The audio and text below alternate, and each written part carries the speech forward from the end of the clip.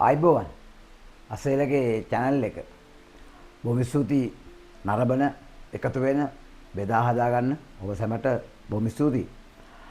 අද මාතෘකාව මේ රටේ 160කට ආසන්න ප්‍රමාණයක් මිලට ගන්නවා ලොතරැයි.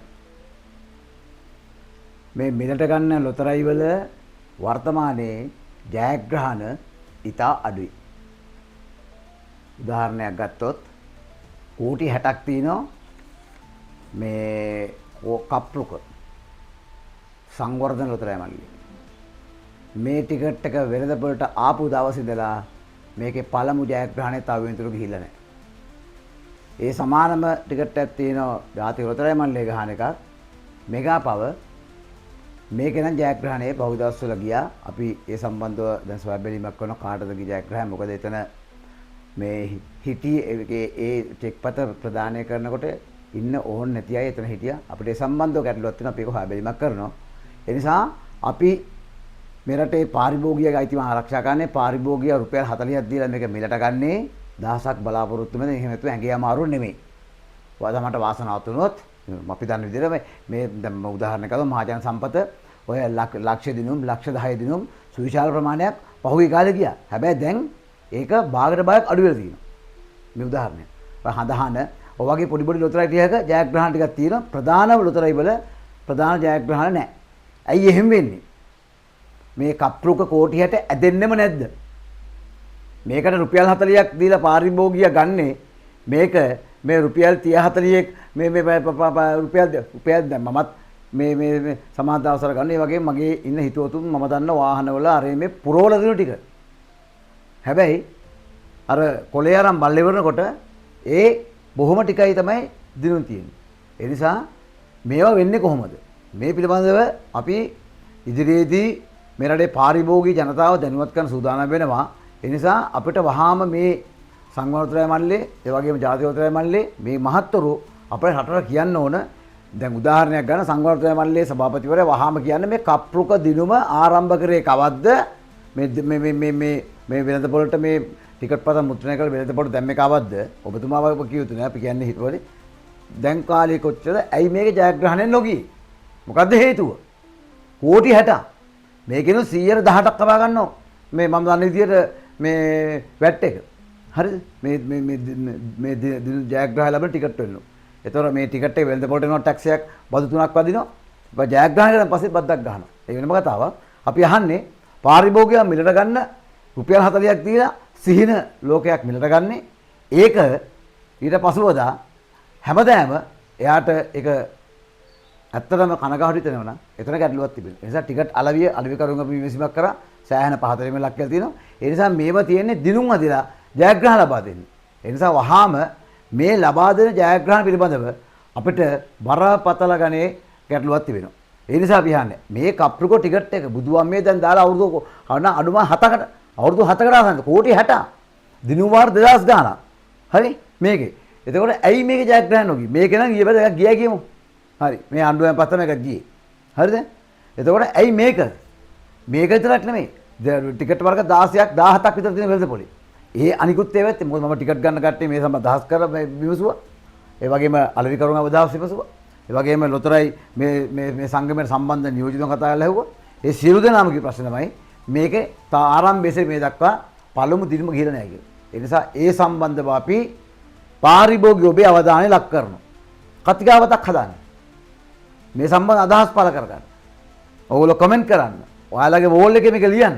ඇයි දිනුන්නේ නැත්තේ කියන. අන්න එතකොට මේ සම්බන්ධ අවධානය ලක් කරනවා. එහෙම නැතුනොත් අපි හවසට ගන්නවා, උදේට බලනවා, ආයි දානවා, නගර සභාවට එකතු කරන් යනවා. හරි?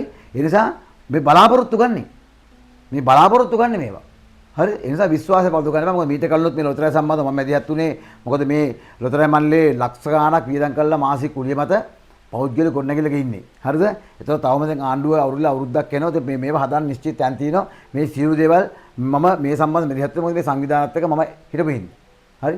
ඒක ඊළඟට මේ රටේ ප්‍රධාන වශයෙන් මම අවධානය ලක් කරනවා. ඒ තමයි අපේ රටේ මාරු සල්ලි වලට මොකද වෙලා තියෙන්නේ? කො අපේ රටේ මාරු සල්ලි? ඔබ සුපිරියන සංකීර්ණ ගියොත් ඒගොල්ලෝ ගාව තියෙන ඉතුරු සල්ලි දාගන්න කියලා ගිණුමක් දාලා කාඩ් එකක් හරිද? ඒකට දාගන්න දිගහන ඒකට දාගන්න. කඩේට ගියන් පස්සේ ටොපියක් හෝ ගිනි පෙට්ටියක් හම්බ වෙන. බස් එකේ ගියොත් ඒක හම්බෙන්නෙම නැහැ. හරිද? එතකොට මේ පොඩි සල්ලි වල මොකද වුනේ? එතකොට මේ පොඩි සල්ලි මේ සමාජය තුළ නැතිවීම තුළ පාරිභෝගික ඔබේ පර්ස් එකට මොනතරම් මුදලක් අහිමි වෙලා තියෙනවද? හිතන්න. ගෙදර කැටයකට දවසට රුපියල 2 වගේ දැම්මොත් Taman ගෙදර කැටේ පිරෙන්නේ.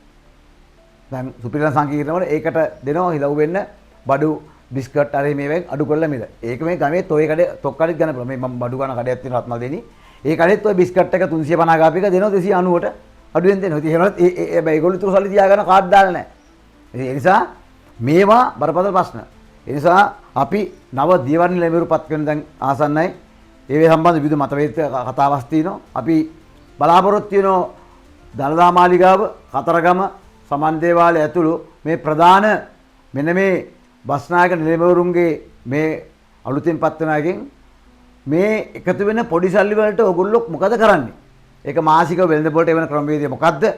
මේ මාරු සල්ලි ප්‍රධාන වශයෙන්ම මේ සිද්ධාස්ථාන වල තමයි පොඩි සල්ලි හිරිවි තියෙන්නේ. අනිත් එක හවසට කොන්දුස්තර මහත්තයා අර රැගෙන යාම තුල ඒක එක්ක බස් හිමිකරුවන්ගේ ගෙවල් වල තියෙන. එහෙම නැත්නම් මොනියම්මෝ තැනක තියෙනවා. අන්න ඒක තමයි නැති නිසා තමයි අද මේ බෝනෝන් රෝග වලට ප්‍රධාන හේතුව टॉपिය සහ ගිනි පෙට්ටිය. මාසෙක ගිනි පෙට්ටිය දෙකක් ගෙදරට ඕන.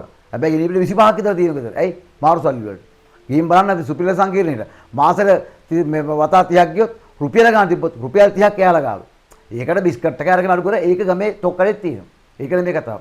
මේ මාරු සල්ලි මේ මාරු සල්ලි වෙළඳපොළ හිගවීම තුළ පාරිභෝගික ඔබේ මාසිකව අවම රුපියල් 1000කට එහා නිරපරාදේ ඒක මේ ඔබටත් නැතුව නිරපරාදේ ඒක අතරමැදි පාර්ශවකකින් දැහැ ගන්න.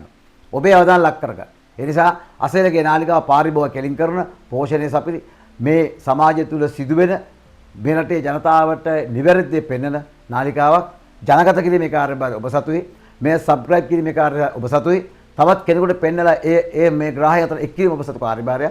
ඒ නිසා ඔබ බුද්ධිමත් වෙන්න ලොතරැයි මණ්ඩලයේ ඔබ ගන්න ලොතරැයි පතේ දිනුම් අඩු ඇයි සහ පෞගිය කාලය පුරාවට උදාහරණයකට මහජන සම්පතේ ලක්ෂයතයගේ ලක්ෂ 10තයගේ සුදුසල් ප්‍රමාණයක් නිකුත් කරා. හැබැයි දැන් වෙනකොට ඒ ප්‍රමාණය අඩු වෙලා තිබෙනවා. ඒ වගේම මේ කෝටිපති කප්රුක කියන එක මේක කප්රුකක්ම විතරද මේක ඇදෙන ගතියක් නැද්ද කියන එක තමයි මේ ප්‍රශ්න කරන්නේ. ඒකම ඔබ අත ඉතිරි වෙන ඉතුරු සල්ලි අතරමැදි පාර්ශ්වයන් විසින් කොහොමද දැහැගෙන ගන්නේ? කෝ ඒකට මෙයාලා සතු වැඩ පිළිල කොහොමද කියන එකත් අපි මේ ප්‍රශ්න කරනවා. ඉස්සුවන්ද වෙනවා විමල් රත්නායක ප්‍රවාහන මිතුරයට මගියාගේ මාරුසල් ඉතුරු කරන්න ඔය ඩිජිටල් තාක්ෂණ හඳුන්වා දීම සම්බන්ධව සහ විශේෂයෙන්ම තමන්ගේ ක්‍රෙඩිට් කාඩ් එකෙන් දැන් මේ ගෙවන්න හැකියි සම්බන්ධව ඉස්තුවන්ත වෙනවා. ඒ නිසා හැබැයි වෙළඳසල් තුල පාරිභෝගිකයාට මේ ප්‍රශ්නේ තියෙනවා. ඒ සම්බන්ධව අදාළ අයගේ අවධානය ලක් කරන එකත් මේ අවස්ථාව මතක් කරනවා. බොහොම ස්තුතියි නම් අසේනාලිකාව 1 3 සියලු දෙනාට.